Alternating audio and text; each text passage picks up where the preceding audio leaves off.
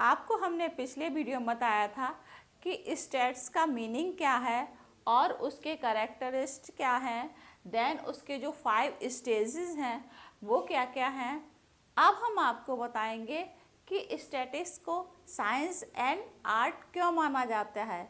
तो उससे पहले हम बच्चों आपसे कहना चाहेंगे कि हमारा वीडियो अच्छा लगे तो लोगों को शेयर करिए, जिससे कि सभी लोगों को नॉलेज आराम से मिल जाए। जिससे क्या क्या होता है कि काफ़ी बच्चे स्टैट्स से थोड़ा डरते हैं, वो उनको ये लगता है कि स्टैट्स कैसे करें।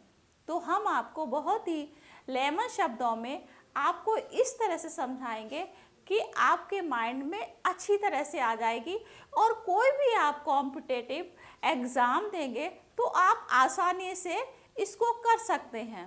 तो हम आपको first chapter, second chapter, third chapter, minimum 10-12 chapter हैं, तो आपको 1 बाय 1 करके प्ले लिस्ट में डाल देंगे, तो आप लोग आसानी से उसको देख सकते हैं, जिसको आपको ढूंढने में परेशानी नहीं होगी। और साथ ही बच्चों, आपको मेरा वीडियो अच्छा लगे तो लाइक करिए और सब्सक्राइब करिए। काफ़ी बच्चे क्या करते हैं, वीडियो को देख लेते हैं लेकिन लाइक सब्सक्राइब नहीं करते हैं। तो प्लीज़ आप वीडियो को देखिए तो लाइक सब्सक्राइब को ज़रूर करिए। अब हम आपको बताएंगे कि जो स्टैट्स है उसको साइंस और आर्ट को क्यों माना जाता है। तो उससे पहले हम देखेंगे स्टैट्स, साइंस और आर्ट। स्टैट्स को हम साइंस कैसे मानते हैं और इसको हम आर्ट कैसे मानते हैं। तो साइंस इज अ सिस्टमैटिक, जो सिस्टमैटिक है, और बॉडी, ये हमारी क्या है, बॉडी है, जिसकी हम नॉलेज, जो हम जानकारी को लेते हैं, देन उसकी स्टडी, किस तरह से हमें उसकी स्टडी करनी है, एंड कॉजेज, उस कोई भी डेटा को जब हम प्रिडिक्ट करते हैं, उसको देखते हैं, तो हम उसका कारण जानते हैं कि ये किसी भी चीज़ का मार्केट में फ्लक्चुएट हो रहा है तो उसका कारण क्या है, और इफ़ेक्ट कि उस कारण से उसका इफ़ेक्ट क्या पड़ेगा, उसको हम देखेंगे। देन रिलेशनशिप, उसका रिलेशन देखेंगे स्टेट्स में, साइंस में, कि क्या रिलेशन है, एंड अटेम्प्ट टू मेक किस तरह से बनाया जाएगा, एंड जनरलाइजेशन, कि किस तरह से जनरलाइजेशन किया जाएगा, in the form of scientific and part principles. इसके फिर हम क्या करेंगे, साइंटिफिक तरीके से प्रिंसिपल को देखेंगे, किस तरह से प्रिंसिपल और लॉ, जो प्रिंसिपल्स हैं और इसके लॉ क्या क्या हैं उसको हम देखते हैं। तो ये हमारा किस में आ जाएगा, साइंस में आ जाएगा। अच्छा, अब इसमें क्या करेंगे, आर्ट इन द स्किल, जो इसकी आर्ट है उसका स्किल क्या क्या है, उसमें हम देखेंगे ऑफ हैंडलिंग फैक्ट, कि क्या क्या फैक्ट है, सो एस अचीव, कि क्या क्या फैक्ट से अचीव हुआ है, गिवन बाय ऑब्जेक्टिव, कि उद्देश्य क्या है, उस उद्देश्य को देखेंगे, and is way of presenting, उसको हम किस तरह से प्रेजेंट करेंगे, हम उसको देखेंगे, and handling data making inference, कि किस तरह से वो इन्फ्लुएंस हो रहा है, किस तरह से वो फ्लक्चुएट हो रहा है, उसके बारे में हम इसको देखते हैं। देन लॉजिकली, कि क्या क्या लॉजिक है, हम किस किस लॉजिक को कारण और उसके लॉजिक देखते हैं कि ये किस कारण हुआ है, तो लॉजिक को जानने की कोशिश करते हैं। देन एंड ड्राइंग, इसमें देखते हैं कि क्या क्या रेलिवेंट है। देन कंक्लूजन, इन सब को हम देख के क्या करते हैं, एक कंक्लूज़न के रूप में जानते हैं कि हम कंक्लूज़न निकालते हैं कि ये सारी चीज़ें हैं, क्या रिप्रेजेंट कर रहे हैं, क्या हमारा कॉजेज़ है, क्या ऑब्जेक्टिव है और किस तरह से प्रिंसिपल है, क्या किस किस लॉ का यूज़ कर रहे हैं, वो हमारा किस में आ जाएगा, आर्ट में आ जाएगा। तो ये सारी चीज़ें हम किस में देखते हैं, आर्ट में देखते हैं। अब इसको नेक्स्ट है ये कि इफ़ साइंस, ये यदि ये साइंस है, क्यों है, नॉलेज, इससे क्या है, नॉलेज गेन होती है। Then art is action, art से हमें क्रिया, एक्शन माने क्रिया, कि किस तरह से हम काम कर रहे हैं उसके बारे में पता चलता है। समझ में आप लोगों को ये तो समझ में आ गया होगा बच्चों। अब हम आपको बताएंगे बच्चों कि जो फंक्शन है, कि इसके फंक्शन क्या क्या हैं, इसके कार्य क्या क्या हैं। हिंदी में क्या कहेंगे, कार्य, कि सांख्यिकी के कार्य क्या क्या है, फंक्शन क्या क्या करती है। तो इसमें हम देखेंगे इफ प्रेजेंट फैक्ट, कि क्या क्या फैक्ट प्रेजेंट हो रहे हैं in a definite from example है। इसमें एग्जाम्पल क्या देखा गया है, the population to wheat from wheat for year, कि जो पॉपुलेशन है, जनसंख्या है, वो किसकी पैदावार कर रही है, गेहूं की पैदावार कर रही है।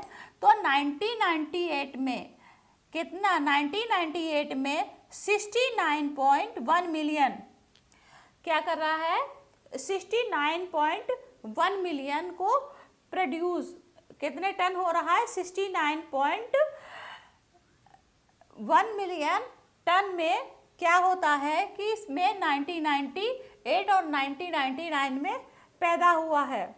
Then which 9.5 present higher ton 1997 और 1998।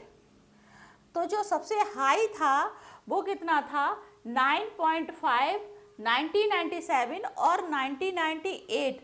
इन दोनों को क्या किया, 1998 और 1999 में दोनों को कंपेयर किया, ये दोनों ईयर की कंपेयर किया कि पहले में इतने टन हुआ, सेकंड में इतना टन हुआ। 69.1 99 में हुआ था और 1971 और 78 में 1997 और 1998 में 9.5 मिलियन टन वीट का प्रोडक्शन हुआ था। तो दोनों का क्या कंपेयर करके ये पता चलेगा कि आफ्टर ऑल ये कितना इसमें प्रॉफिट हुआ है या लॉस में हुआ है। तो ये सारी चीज़ों को किस में देखते हैं, इसके फंक्शन में देखते हैं कि ये क्या क्या कार्य कर रहा है। अब हम आपको बताएंगे कि इसका जो फर्स्ट है सिंप्लीफाइज, तो इसमें क्या है, mass of figure. Mass of figure में क्या आएगा कि इसमें कंडीशन आ जाएगी कि क्या क्या कंडीशन है। देन सेकेंड में क्या आएगा, if help the formulation and listing में क्या है, हाइपोथेसिस की, जो हाइपोथेसिस बना रहे हैं तो उस हाइपोथेसिस को देखते हैं कि हम किस तरह से इसको हम लेंगे। देन थर्ड में क्या है, इफ हेल्प इन प्रेडिक्शन, की प्रेडिक्शन, जो प्रेडिक्ट चीज की जा रही है वो किस तरह से उसको प्रेडिक्ट किया जा रहा है, वो हम इसमें फोर्थ नंबर में देखेंगे। देन फिफ्थ में क्या देखेंगे, if help in formulation of suitable policies, कि जो भी इसमें फॉर्मूले लगाए जा रहे हैं वो पॉलिसीज़ वगैरह वो हमारे लिए सूटेबल हैं कि नहीं हैं। आप देखते होंगे कि कोई भी पॉलिसी का यूज़ होता है तो वो बेनिफिट देखा जाता है कि लोगों को बेनिफिट मिल रहा है कि नहीं मिल रहा है। और वो कैसे होता है कि प्रिडिक्ट, कि किस तरह से प्रिडिक्ट किया जाए कि पूर्वानुमान लगा के और सारा फोरकास्टिंग वगैरह करके उससे हमें ये पता चलती हैं चीज़ों को कि ये जो हम पॉलिसीज़ वगैरह बना रहे हैं ये सही है या गलत है। इन सब चीज़ों को क्या करा जाता है, स्टैट्स में यूज़ किया जाता है। अब हम बताएंगे इसकी लिमिटेशन क्या है। लिमिटेशन में बताएंगे statics does not which individual measurement. आपको हमने पहले बताया था कि जो स्टैटिक्स का यूज़ होता है, सांख्यिकी का यूज़ होता है, सिंगल पर्सन का यूज़ सिंगल पर्सन को केवल नहीं लिया जाता है। उसमें क्या किया जाता है कि ज़्यादा से ज़्यादा लोग और होमोजेनियस चीज़ों को लिया जाता है कि एक सी चीज़ें हों और बहुत सारी हों, तो उन चीज़ों को लिया जाता है। कंपेयर एक चीज़ से नहीं किया जाता है, दो चीज़ों से कंपेयर किया जाता है। और अगर डेट वाई कर रहे हैं तो डेट वाई दो चीज़ों से कंपेयर किया जाता है। वो हमारी क्या है, स्टैटिक्स में क्या है, लिमिटेशन है। Then statics deal only which quantitative characteristic, कि जो स्टैटिक्स का यूज़ होता है केवल क्वांटिटी नंबर को जोड़ा जाता है, जबकि काफ़ी लोगों में क्या होता है कि क्वालिटी भी देखी जाती है। आपने देखा है कई लोग सिंगर हैं, कोई म्यूजिशियन है, कोई डांसर है, इन सब चीज़ों को स्टैटिक्स में यूज़ नहीं किया जाता है। देन थर्ड है statics result are true only on an average. जो स्टैटिक्स का रिजल्ट है वो एवरेज में देखा जाता है कि कितना एवरेज आया है, उसमें स्टैटिक्स का यूज़ किया जाता है।